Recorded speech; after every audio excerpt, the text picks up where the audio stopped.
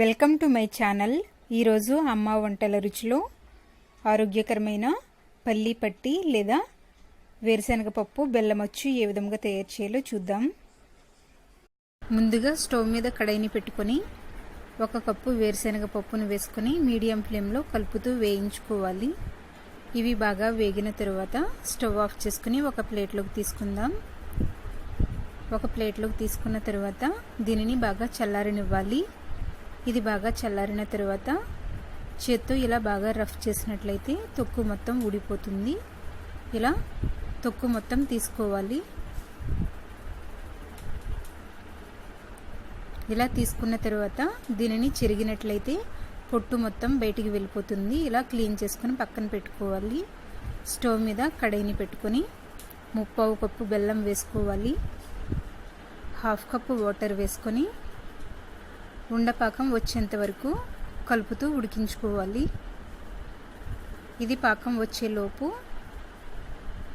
ప్లేటుకు 1/2 tea spoon నెయ్యి రాసుకుందాం. ఇలా రాసుకొని పక్కన పెట్టుకోవాలి.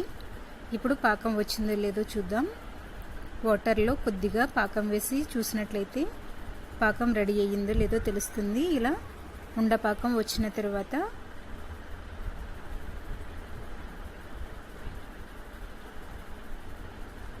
తయారు చేసి పెట్టుకున్నటువంటి వేరుశనగ పప్పును ఇందులో వేసుకోవాలి. వేసి అంతా బాగా కలుపుకుందాం.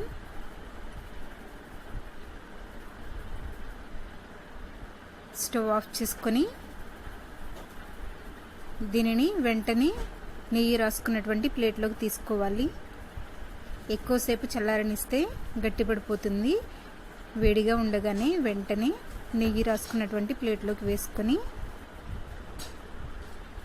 ఇలా గరిటతో కానీ లేదా ఏదైనా కప్పుకు నెయ్యి రాసి కానీ ఇలా పరుచుకోవాలి. ఇది కొంచెం చల్లారిన తర్వాత ముక్కలుగా కట్ చేసుకోవాలి. ఇలా కట్ చేసుకున్న తర్వాత 1 గంట పాటు చల్లారనిచ్చిన తర్వాత ముక్కలను బయటికి తీసుకోవాలి. ఆరోగ్యకరమైన పల్లి పట్టి లేదా వేరుశనగ అచ్చు రెడీ అయ్యింది. ఈ వీడియో మీకు నచ్చినట్లయితే లైక్ చేయండి, షేర్ చేయండి. మరిన్ని వంటల కోసం నా ఛానల్ని సబ్స్క్రైబ్ చేసుకోండి. Thank you for watching.